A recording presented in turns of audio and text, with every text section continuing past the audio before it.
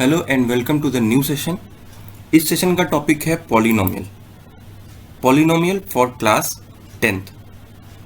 तो class 10th के student के लिए ये सेशन है। तो बच्चों, आपने पहले ही ये टॉपिक को पढ़ रखा है। क्लास 9th के अंदर आपने पॉलिनोमियल टॉपिक को पढ़ रखा है। अब हम पढ़ेंगे उसके आगे क्या चीज़ें होती हैं। तो पेन और कॉपी लीजिए और जो जो चीज़ें हैं उनको साथ में लिखते भी चलिएगा। चलिए शुरू करते हैं। तो सबसे पहले हम इस पॉलिनोमियल की डेफिनेशन को समझते हैं कि व्हाट पॉलिनोमियल एग्जैक्टली होता क्या है। A polynomial is a group of term combined by using addition and subtraction where the exponent of variable should be a non negative integer. यानी कि पॉलिनोमियल क्या है? टर्म्स का एक ग्रुप है जहां पर वेरिएबल का एक्सपोनेंट एक नॉन नेगेटिव इंटीजर होना चाहिए। नॉन नेगेटिव इंटीजर आप समझते हैं, यानी कि वो जो सबसे पहले तो वो इंटीजर होना चाहिए, वो फ्रैक्शन नहीं हो सकता। दूसरा, वो निगेटिव नहीं होना चाहिए, यानी माइनस में भी नहीं हो सकता है। फॉर एग्जाम्पल -1 -2 ये उनके एक्सपोनेंट नहीं हो सकते। एक्सपोनेंट का मतलब क्या हो गया? पावर। यानी कि वेरिएबल की पावर जो है वो नॉन नेगेटिव इंटीजर होनी चाहिए, यानी कि पॉजिटिव होनी चाहिए। जीरो हो सकती है, नॉन नेगेटिव का मतलब जीरो भी हो सकता है। तो चलो, एक्सपोनेंट, कांस्टेंट, वेरिएबल, टर्म्स, ये सारे वर्ड्स जो हैं इनको भी थोड़ा सा समझ लेते हैं। तो यहाँ पे आप देखो, मैंने पॉलिनोमियल के कुछ एग्जांपल लिखे हुए हैं। इन एग्जांपल ये सारे के सारे पॉलिनोमियल हैं, ग्रुप ऑफ टर्म है। यहाँ पे किसी भी वेरिएबल का एक्सपोनेंट नेगेटिव नहीं है, इसलिए हम इनको पॉलिनोमियल बोल सकते हैं। अब देखो, सबसे पहले टर्म्स की अगर हम बात करें तो टर्म्स क्या होता है? A term is either a single number, एक कोई नंबर हो सकता है टर्म। जैसे यहाँ पे आप देखो एग्जाम्पल में लिखा हुआ है 9, ये एक नंबर हो सकता है, इसको हम टर्म बोल सकते हैं। या फिर एक वेरिएबल हो सकता है, for example x y z, कोई भी एक वेरिएबल हो सकता है, एक्स वाई भी हो सकता है साथ में। या फिर constant and variable multiplied together, यानी कांस्टेंट और वेरिएबल का प्रोडक्ट भी हो सकता है। जैसे ये लिखा हुआ है 2x⁵। तो ये क्या है? पॉलिनोमियल है, सॉरी टर्म है। ये क्या है? टर्म है, बिकॉज ये प्रोडक्ट है कांस्टेंट और वेरिएबल का। उसी तरह से 10x है, उसी तरह से 6x² है। ठीक है बच्चों, समझ में आ रहा है? आगे बढ़ते हैं। Next is variable. तो वेरिएबल क्या होता है? A variable is a quantity that may change with in the context of mathematical problem और एक्सपेरिमेंट। यानी कि वेरिएबल क्या होता है? फिक्स नहीं होता है, वो according to the question change होता रहता है। For example x y z, तो आपने कई सारे क्वेश्चन मैथ्स के अंदर कर रखे हैं। कहीं पे भी x का वैल्यू 1 आता है, कहीं पे भी -1 आता है, कहीं पे 2 आता है, कहीं पे 10 आ जाता है। तो x का कोई फिक्स वैल्यू नहीं है, वो x का वैल्यू क्या होता है? चेंज होता रहता है। x का वैल्यू क्या होता है भाई? चेंज होता रहता है, इसलिए हम x को वेरिएबल बोलेंगे। तो ऐसे जितने भी लेटर्स हैं जिनका वैल्यू फिक्स नहीं होता, उन्हें हम वेरिएबल बोलते हैं। Next is constant. A constant in maths is a value that doesn't change, it is a fixed value, यानी just opposite to the variable। Variable क्या होता है? फिक्स नहीं होता है, बट कांस्टेंट क्या होता है? फिक्स होता है। जितने भी नंबर्स हमारे हैं वो सारे के सारे कांस्टेंट होते हैं। जैसे 2 हो गया, 40 हो गया, 5 हो गया, ऐसे आप और भी नंबर्स को जानते हैं, वो सारे के सारे क्या हो जाएंगे? कांस्टेंट हो जाएंगे, बिकॉज 2 का वैल्यू 2 ही रहेगा। 2 का वैल्यू कभी भी चेंज होने वाला नहीं है। Next is exponent. एक्सपोनेंट क्या होता है? Exponent is defined as the number of times you are multiplying the base. यानी कि जो x का पावर 5 लगा हुआ है, इसका मतलब ये हुआ कि x को 5 टाइम्स मल्टीप्लाई किया गया है। x को 5 टाइम्स मल्टीप्लाई किया गया है, इसका मतलब ये जो 5 है ये इसका पावर, या फिर इसको हम एक्सपोनेंट बोलते हैं। ये पावर बोलते हैं या फिर इसको हम एक्सपोनेंट बोलते हैं। नेक्स्ट पॉइंट जो है वो बहुत समझने वाला है, degree. The highest exponent of variable in a polynomial is it's degree.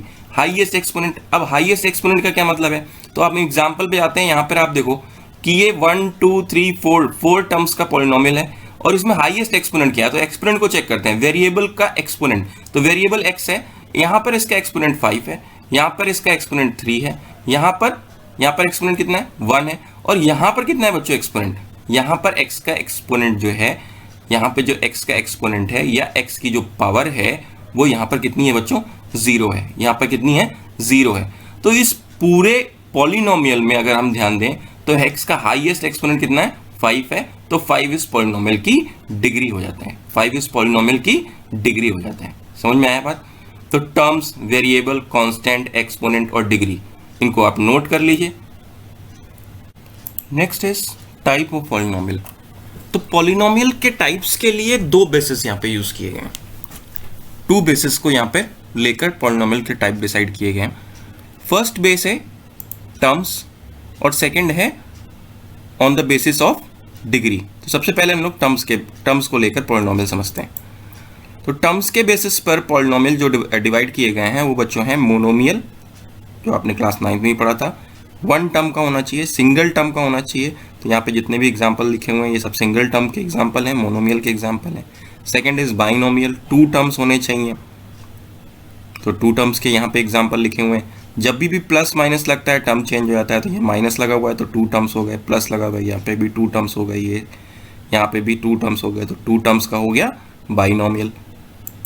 Next is trinomial, three terms होने चाहिए। यहाँ पे देखो 1 2 3 थ्री टर्म्स हो गए, यहाँ पे भी 1 2 3 थ्री टर्म्स हो गए, तो थ्री टर्म्स का पॉलिनोमियल हो गया तो ट्राइनोमियल।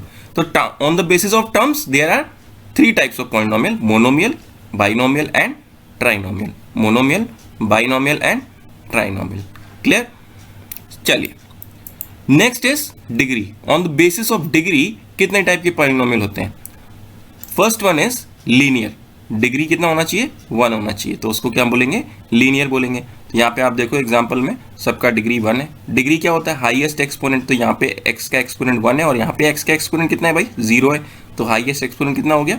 1 हो गया, तो वो डिग्री कितना हो गया? 1, इसलिए इसको लीनियर बोलेंगे। Next is quadratic. क्वाड्रेटिक का डिग्री कितना होना चाहिए? 2 होना चाहिए। क्वाड्रेटिक का डिग्री 2 होना चाहिए, तो क्वाड्रेटिक का डिग्री 2 है। 6x² + 4, तो यहाँ पे आप देखो हाईएस्ट एक्सपोनेंट जो है वो 2 है, इसलिए इसका डिग्री 2 है, तो ये क्वाड्रेटिक हो गया। सिमिलरली ये वाला भी हाईएस्ट एक्सपोनेंट इसका भी कितना है? 2 है, तो ये भी क्वाड्रेटिक हो गया। Next one is cubic. Degree कितना होता है? 3 होता है, तो क्यूबिक का डिग्री 3 होता है। तो आप यहाँ पे देखो हाईएस्ट जो एक्सपोनेंट है वो 3 है, तो इस पॉलिनोमियल का डिग्री कितना है? 3 है, तो इसको हम क्यूबिक पॉलिनोमियल बोलेंगे। क्या बोलेंगे? Cubic polynomial. तो इस तरह से टर्म के बेसिस पे और डिग्री के बेसिस पे 3 पॉलिनोमियल को डिवाइड किया गया। एक और होता है बाई क्वाड्रेटिक, ठीक है, उसका डिग्री 4 होता है। तो इस तरह से आप इसको नोट कर सकते हो, उसको नोट कर लो, फिर हम लोग आगे बढ़ते हैं। So now we need to understand 2 main types of polynomial for this chapter, and the first one is quadratic polynomial. तो क्वाड्रेटिक पॉलिनोमियल क्या होता है? अभी हम लोगों ने लास्ट टॉपिक में भी पढ़ा कि quadratic polynomial is a polynomial of second degree या is a polynomial of degree 2। The general form is ax² + bx + c, यानी कोई भी क्वाड्रेटिक पॉलिनोमियल जो होगा वो इस फॉर्म का होना चाहिए। नहीं है तो हमें उसे इस फॉर्म का करना होता है। तो ax² + bx + c ये एक क्वाड्रेटिक पॉलिनोमियल का जनरल फॉर्म है। इसको आप जरूर नोट कर लीजिए। नोट करने के लिए आप वीडियो को पॉज कर दिया करो और उसके बाद आप इसको नोट कर सकते हो, ठीक है? पॉज करके नोट कर लीजिए। नेक्स्ट, वेयर, अब इस जनरल फॉर्म के अंदर x represent a variable, x एक वेरिएबल है, और एन अननोन, मतलब x का वैल्यू फिक्स भी नहीं है, and a b c are constant. तो वेरिएबल और कांस्टेंट भी आप लोग पीछे पढ़ चुके हैं। वेरिएबल क्या है? इसका वैल्यू फिक्स नहीं है, कांस्टेंट है। a b c, ये a b और c इनका वैल्यू आपको गिवन होगा, ठीक है? Next is the constant a b and c are called respectively the quadratic coefficient. Quadratic coefficient means this a is the coefficient of x². x² is quadratic. This a is the coefficient of x². The linear coefficient, that means b is the coefficient of x. X is linear.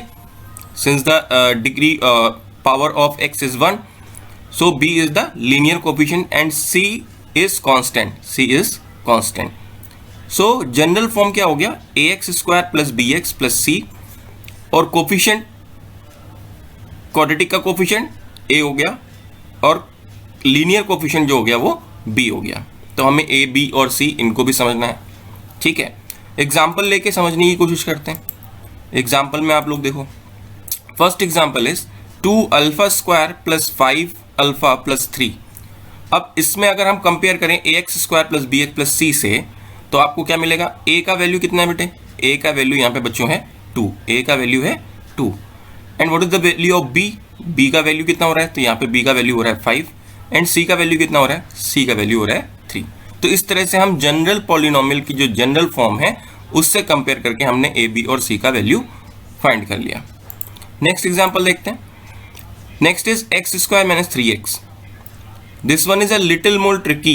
ये मैंने इसलिए लिख दिया है little more tricky because यहाँ पर आप देखो कि जनरल फॉर्म में नहीं है ये ax square plus bx plus c के फॉर्म में नहीं है।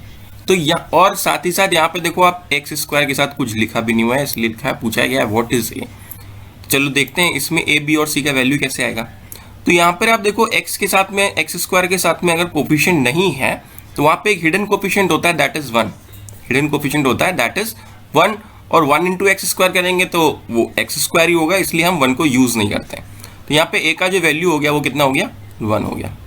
और बी का वैल्यू कितना हो गया, -3। यहाँ पे भी ध्यान देना कि हमने जो बी का वैल्यू लिया है वो साइन के साथ में लिया है, कोफिशिएंट साइन के साथ में, बिकॉज जनरल फॉर्म जो होता है वो ax स्क्वायर प्लस bx होता है।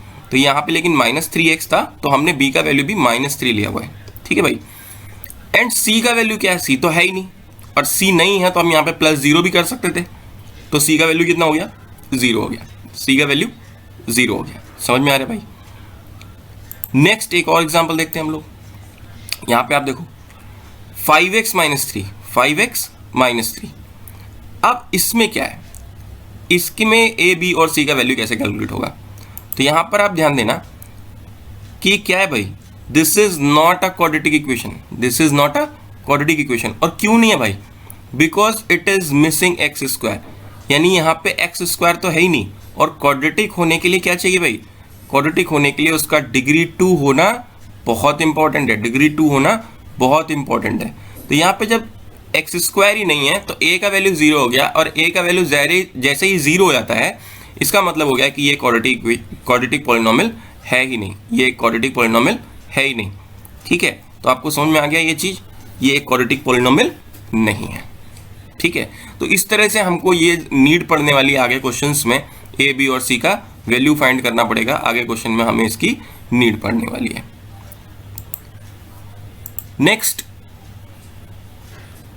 नोट कर लिया था। नेक्स्ट हम लोग बात करेंगे अब जो इस चैप्टर में स्टार्टिंग होने वाली है आपके क्वेश्चंस की, वो इस टॉपिक से स्टार्टिंग होने वाली है, relationship between zeros and coefficient of a quadratic polynomial. अब जीरोज और कोफिशिएंट आपने समझ लिया, a b c are the coefficient. Zeros क्या होता है, zero is the value of x for which the polynomial becomes 0, यानी x का वो वैल्यू जो हम उसमें पुट करें और पॉलिनोमियल का टोटल आंसर 0 हो जाए, ठीक है। सो आप देखो यहां पर मैंने लिया है अल्फा और beta. Let alpha beta be the zeros of the quadratic polynomial. किसी भी क्वाड्रेटिक पॉलिनोमियल के जीरोज अल्फा एंड बीटा हैं, किसी भी क्वाड्रेटिक पॉलिनोमियल के जीरोज अल्फा एंड बीटा है। इनका वैल्यू कैसे कैलकुलेट होगा, यानी x के आप क्वाड्रेटिक पॉलिनोमियल को सॉल्व करोगे तो x के 2 वैल्यूज मिलेंगे, उसमें से एक को हम अल्फा और दूसरे को बीटा कह रहे हैं, क्योंकि यहाँ पे डिग्री 2 है तो जीरोज भी कितने होंगे, 2 होंगे। तो मैंने यहाँ पे लिखा हुआ है fx is equal to ax square plus bx plus c। इस पॉलिनोमियल के जीरोज अल्फा एंड बीटा है, तो क्या होगा, तो हम विदाउट सॉल्विंग यानी अल्फा बीटा की वैल्यू निकाले बिना ही हम ये बता सकते हैं कि अल्फा प्लस बीटा क्या होगा, यानी सम ऑफ जीरोस क्या होगा। तो अल्फा प्लस बीटा होता है बच्चों -b upon A, alpha plus beta होता है -b अपॉन ए। तो -b, अभी b का वैल्यू कहाँ से मिलेगा, सेम कंपेयरिंग द इक्वेशन। आपको एक इक्वेशन गिवन होगा तो कंपेयर करोगे तो a b और c का वैल्यू मिल जाएगा। तो alpha plus beta is -b upon A. यहाँ पे भी आप देख लो sum of zeros, coefficient of x, b क्या है भाई, coefficient of x, and coefficient of X square, A क्या है भाई, कोफिशिएंट ऑफ एक्स स्क्वायर। तो इस तरह से हम सम ऑफ जीरोस फाइंड कर सकते हैं। Next is product of zero, यानी alpha into beta, alpha into beta. तो अल्फा इंटू बीटा होता है c upon A, alpha into beta होता है c upon A. Product of zeros is constant upon coefficient of X square, constant upon coefficient of X square. चलो भाई, तो अब इसका हम कुछ, इसको भी आप नोट डाउन कर लो, वीडियो को पॉज करो और नोट करो, देन नेक्स्ट टॉपिक पे जाओ। पहले वीडियो को पॉज करो और इसको नोट करो। नेक्स्ट देखो, आपने अभी पढ़ा अल्फा प्लस बीटा का वैल्यू पढ़ा और अल्फा इंटू बीटा का वैल्यू पढ़ा। अब एग्जाम्पल के थ्रू कैसे क्वेश्चंस आएंगे उनको हम करने की कोशिश करेंगे। First question is find the zeros of the quadratic polynomial fx is equal to x square minus 2x minus 8 and also verify the relationship between the zeros and their coefficient.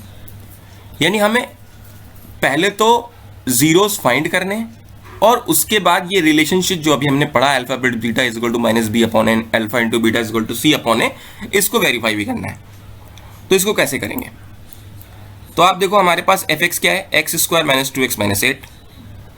इसको हमने compare किया, solve कर लेंगे. पहले तो हमें इसमें zeros का वैल्यू फाइंड करना है. तो पहले जीरो का वैल्यू फाइंड करेंगे. तो आपने क्लास 9 में पढ़ा था स्प्लिटिंग द मिडिल टर्म, पढ़ा था फैक्टराइजेशन में स्प्लिटिंग द मिडिल टर्म. तो उससे हमने ये फैक्टराइज किया, देन इसको आगे हमने सॉल्व किया, ये मिल जाता हमें.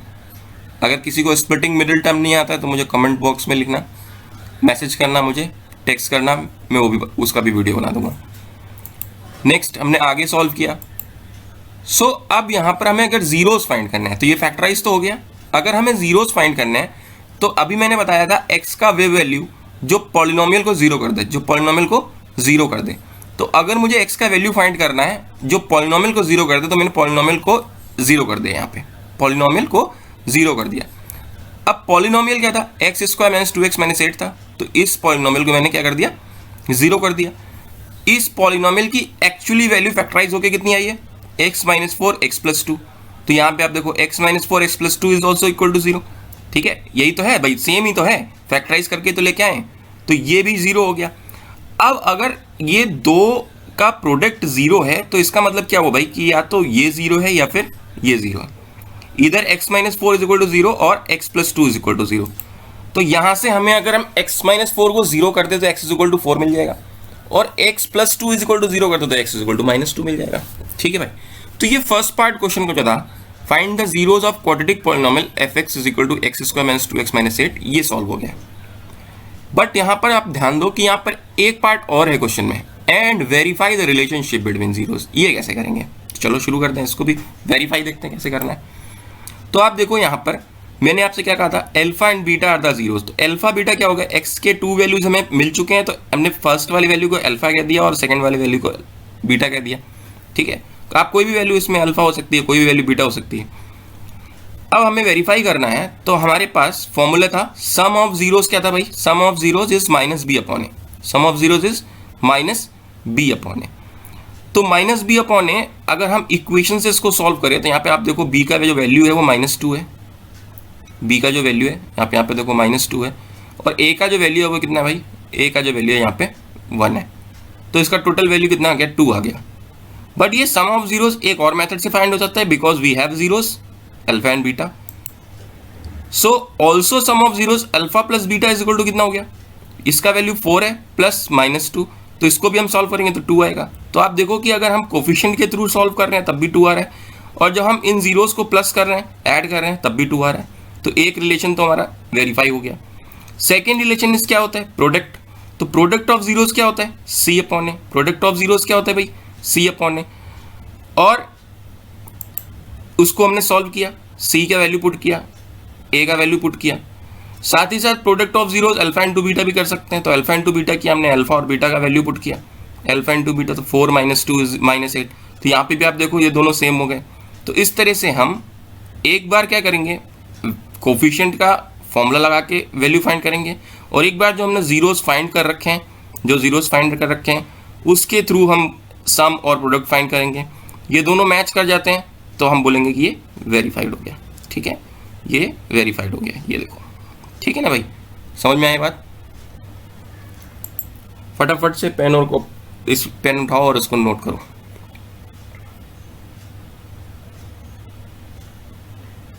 चलिए, अब नोट करने के बाद में हमें देखना है formation of quadratic polynomial.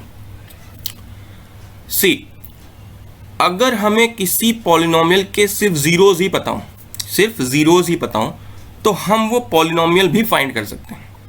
2 method है, बट जो एक आपको इस चैप्टर में नीड है वो मेथड की, वो मैं बताने जा रहा हूं. If alpha and beta are the zeros of quadratic polynomial fx, if alpha and beta are the zeros of the quadratic polynomial then the polynomial fx is given by, यानी पॉलिनोमियल fx का value कैसे find कर सकते हैं। अगर if alpha beta हमको given हो, alpha beta हमें गिवन हो, फिर से देख लीजिए, see if alpha and beta are the zeros of quadratic polynomial fx then the polynomial fx is given by. तो उसके लिए आपको ये फॉर्मूला यूज करना है, fx is equal to k, k यहाँ पर एक कांस्टेंट होगा, कि इसका वैल्यू आप चेंज होता रहेगा, ठीक है, एक कोफिशिएंट है, x square minus alpha plus beta x plus alpha beta, यानी कि इसको और एक तरीके से, यहाँ पे अल्फा प्लस बीटा है और साथ में एक्स है, यहाँ पे माइनस का साइन रहेगा और यहाँ पे प्लस का, बीच में माइनस का और यहाँ पे प्लस का और यहाँ पे प्रोडक्ट रहेगा। एक और तरीके से इसको समझ सकते हैं, x square minus sum of zeros into x plus product of zeros, यही तो है भाई, सम ऑफ जीरोज और ये प्लस प्रोडक्ट ऑफ जीरोज। तो इस तरीके से ये फॉर्मूले को अप्लाई करके अगर हमें अल्फा बीटा यानी जीरोज गिवन है तो हम क्वाड्रेटिक पॉलिनोमियल भी फाइंड कर सकते हैं। इस पे बेस भी क्वेश्चंस होंगे, ठीक है, और इस पे बेस जो क्वेश्चन होंगे तो कभी कभी क्या होगा, इसमें कभी कभी आपको अल्फा बीटा यानी सिर्फ जीरोज गिवन होंगे और कभी कभी सम ऑफ जीरोज और प्रोडक्ट ऑफ जीरोज भी गिवन होंगे। तो आपको ध्यान रखना है कि जीरोज गिवन है या सम ऑफ जीरोज गिवन है।